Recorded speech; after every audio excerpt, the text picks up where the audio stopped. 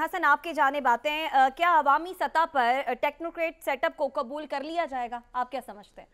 دیکھیں، قبول تو شاید نہ کیا جائے، اور اس وقت ہی قبول کیا جا سکتا ہے جب ایک اس کی ضرورت پر پیش آ جائے۔ سعد رسول صاحب جس طرح فرما رہے تھے اور جس طرح عدیل ورائی صاحب فرما رہے تھے، دونوں کے میں کچھ اہم نکات ہیں جن سے میں اختلاف کرتا ہوں۔ اچھا، وہ کیا؟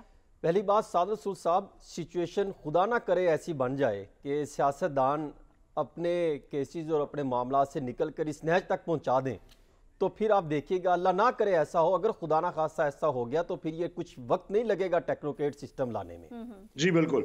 اور عدیل ورائی صاحب جو آپ فرما رہے ہیں کہ عمران خان صاحب کو آ کے کوئی معلومات دیتا ہے، جو بچا سکے، عمران خان صاحب کو کوئی آ کے کوئی صحافی کوئی معلومات دیتا ہے، میرے خیال میں انہی کے ہی جو پارٹی کے سینئر رہنما ہیں وہ بھی کئی جگہ اپروچ رکھتے ہیں اور وہاں سے بھی معلومات انڈائریکٹ ان تک پہنچتی ہیں۔ ان کے نو ڈاؤٹ کے سورسز ہیں اور سیاستدانوں کے سورسز رہتے ہیں۔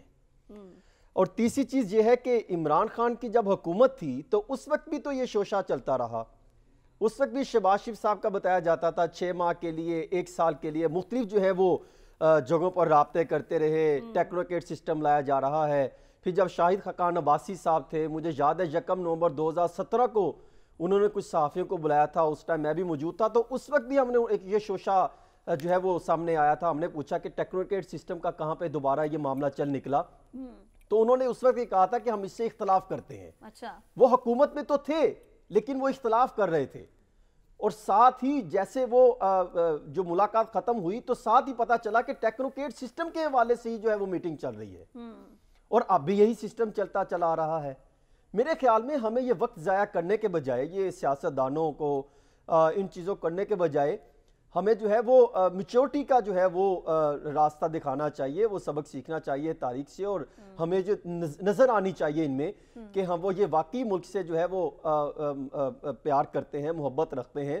جو چیز چل رہی ہے وہ یہ نہیں تھا کہ ٹیکنوکریٹ سسٹم لایا جائے، بنیادی طور پر 5 رکنی ایک گروپ جو ہے وہ تشکیل دینا چاہتے ہیں کچھ ایسی جگہ پر کہ تاکہ ان کی رہنمائی ہو اور وہ پھر حکومت کو تجاویز دی جائے۔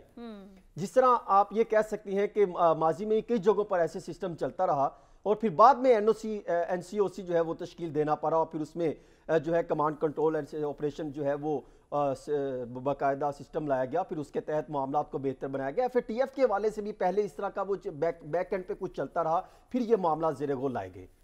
ایک شخص کو بلایا جاتا ہے جو ماضی میں کسی امپورٹنٹ پوزیشن پر تعینات رہے، ان سے جو ہے وہ کہا جاتا ہے کہ آپ ہمیں تجاویز دیں، اور جب ان سے تجاویز لی جاتی ہے اور ان سے یہ کہا جا سکتا ہے کہ یہ کب امپلیمنٹ ہونا چاہیے، تو وہ تجاویز دیتے ہیں۔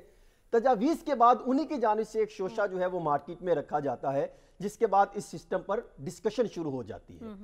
میں یہ سمجھتا ہوں کہ 5 بڑے سینئر افراد ہیں جس میں جو ہے وہ شیخ صاحب کو بھی ذمہ داری جو ہے وہ سوچ رہے ہیں کہ ان کو دی جائے، اور اس معاملے پر یہ نہیں ہے کہ آپ ٹیکنوکریٹ سسٹم لے آئیں۔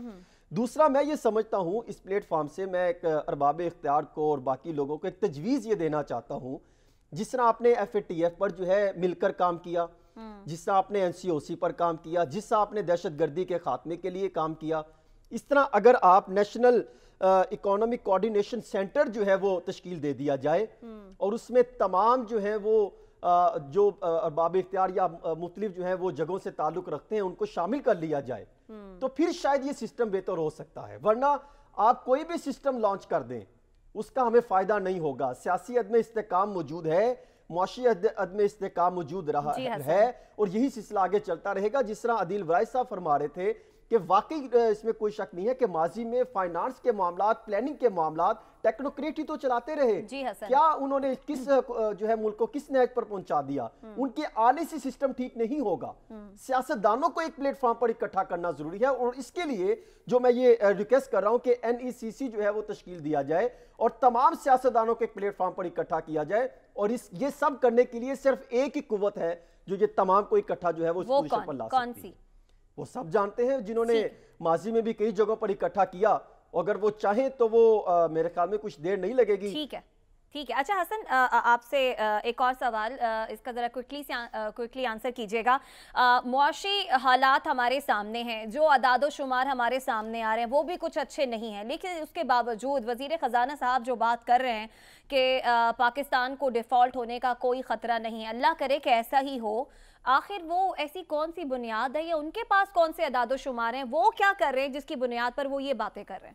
نہیں, میں پھر وہی بات کروں گا کہ بھاٹی اور لکشمی کا تو کوئی ایسا جو دعوے نہیں کر رہا کہ ہم نے فلاں کو پکڑ لیا پھر 5 منٹ بعد چھوڑ دیا جائے گا, اور یہ ملکی معاملات ہیں. اسحاق ڈار صاحب نے 24 اکتوبر کو بھی ایک بیان دیا تھا, 25 اکتوبر کو بھی ایک بیان دیا تھا, نومبر میں بھی بیانات دیے تھے کہ ہم یوں ڈالر کو کنٹرول کر لیں گے. لیکن جو معاشی صورتحال ہے, یہ شرم آتی ہے مجھے اعداد و شمار بتاتے ہوئے, اگر میں آپ کے سامنے کچھ چیزیں رکھوں عوام کے سامنے, کہ ہم نے شہباز حکومت جب آئی تھی تو 10 ارب 80 کروڑ ڈالر کے ہمارے پاس جو ہیں وہ زر مبادلہ کے ذخائر تھے, اور آج اگر دیکھا جائے تو ہمارے پاس 5 ارب 80 کروڑ ڈالر کے ذخائر ہیں. یعنی آپ اندازہ کریں 50% کم ہو چکے ہیں, جو کہ 8 سال کی کم ترین سطح پر پوزیشن پر پہنچ گئے ہیں.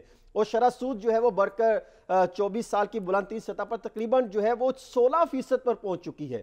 آپ اندازہ کیجئے ہماری معاشی حالات کس حد تک جاتے دکھائی دے رہے ہیں. اس میں مزید اضافے کے بھی خدشات ہیں. جو اعداد و شمار میرے پاس اسٹیٹ بینک آف پاکستان کے منسٹری فائنانس کے جو ڈاکومنٹس ہیں اور انہوں نے جو رپورٹس جاری کی ہیں, جو اعداد و شمار انہوں نے میٹنگز میں رکھے ہیں, اور 5 ماہ سے مسلسل 30% تک جو ہے وہ مہنگائی دیکھنے کو مل رہی ہے. آپ اندازہ کر لیں, اس میں بے شمار چیزیں, اسٹاک مارکیٹ کو اٹھا کے دیکھ لیں, بیڑا غرق کر دیا آپ نے. آپ اس کے ساتھ ترسیلات زر دیکھ لیں, آپ غیر ملکی سرمایہ کاری دیکھ لیں کہ 25% تک ہماری سسٹم کم ہو گئی.